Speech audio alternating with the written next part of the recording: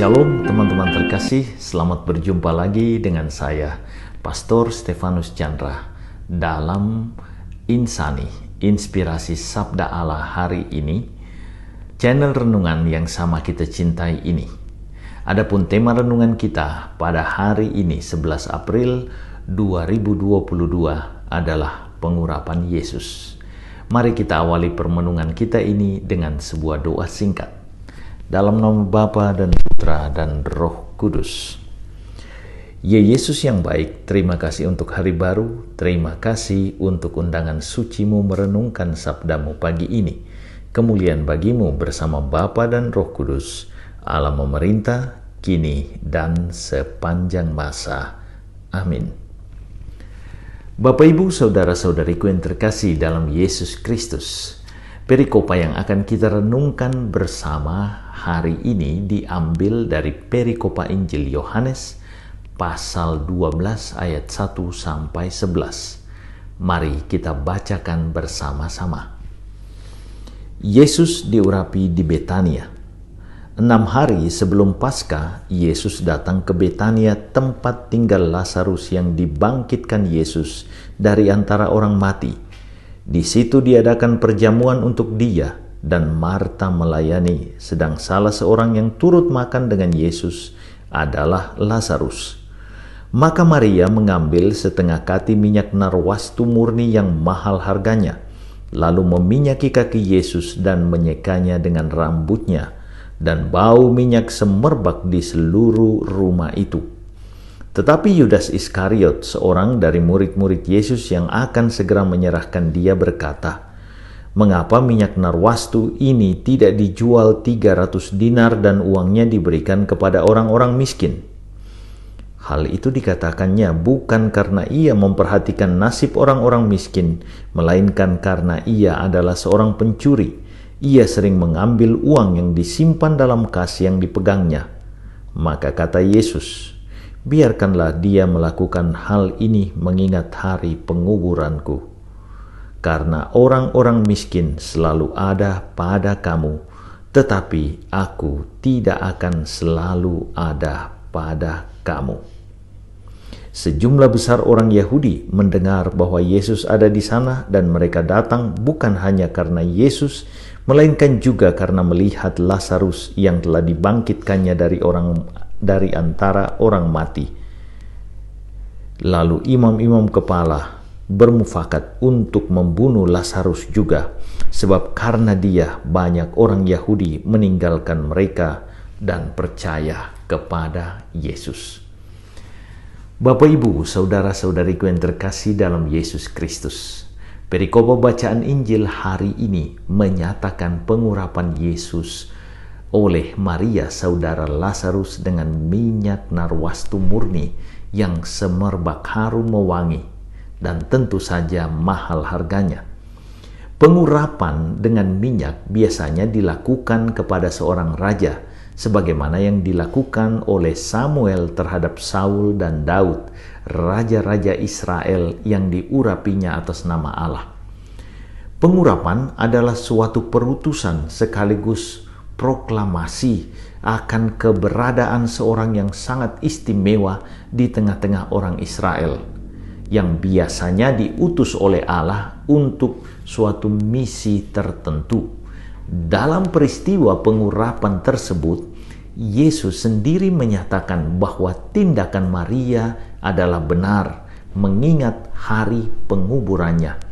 Hal ini untuk menyatakan bahwa Yesus akan segera melaksanakan tanggung jawab utamanya, yakni menyelamatkan manusia lewat wafatnya.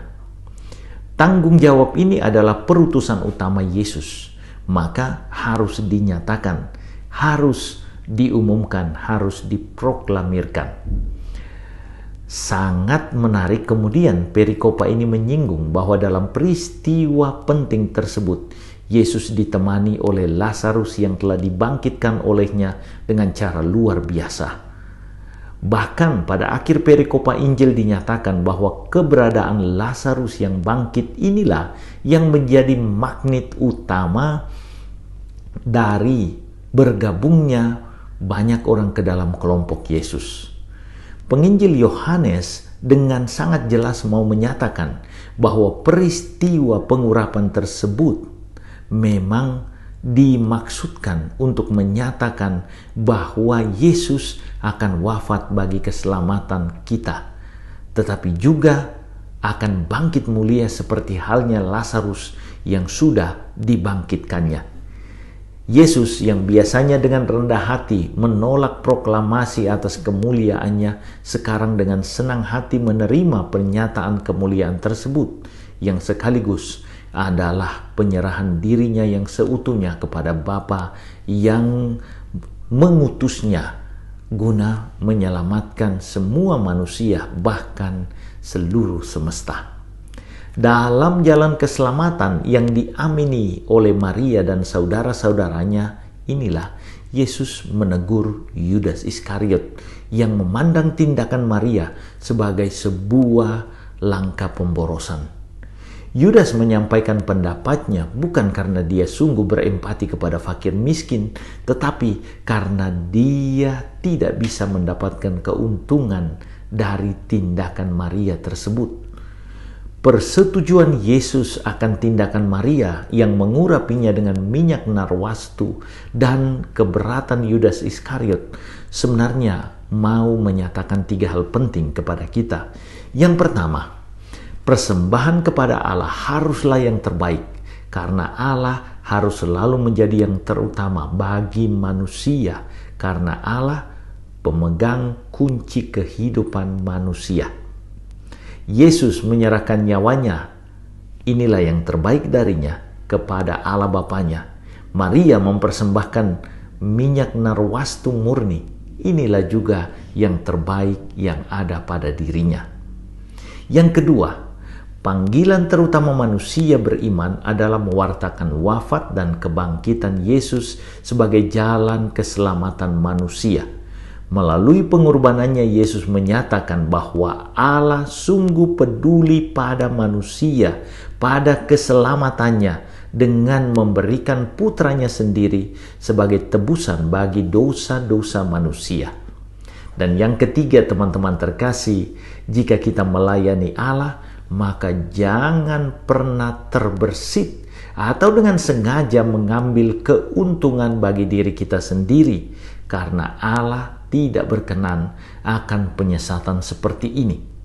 Hidup Yudas yang dengan enteng merampok kas kelompok Yesus, keberatannya dengan tindakan Maria hingga dengan tega menjual Yesus menunjukkan bahwa ia sebenarnya bukan melayani Allah, tetapi ia melayani dirinya sendiri, kepentingan pribadinya. Maka kita semua diundang untuk bertindak seperti Maria yang menyembah Yesus dengan segala yang terbaik yang ada padanya. Kita dipanggil untuk menyatakan iman kita itu. Juga kita dipanggil untuk menyatakan bahwa Allah sungguh Maha Rahim. Dia mau menebus kita melalui pengorbanan putranya di kayu salib dan menjauhi perbuatan jahat, pengkhianatan kepada Yesus sebagaimana yang dilakukan oleh Yudas. Semoga kita melaksanakan tindakan Maria,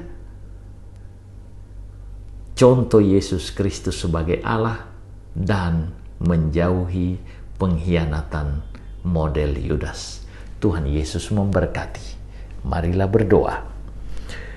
Allah Bapa kami yang Maha Kasih, terima kasih untuk sapaan-Mu pagi ini. Bantu kami untuk melaksanakan kehendak-Mu dan perintah-Mu hari ini. Kemuliaan bagi-Mu. Bersama Bapa dan Roh Kudus, Allah memerintah kini dan sepanjang masa. Amin.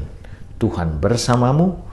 Berkat Allah turun melimpah atas saudara-saudariku, keluarga saudara-saudariku, pekerjaan dan usaha saudara-saudariku, Bapa, Putra, dan Roh Kudus. Amin.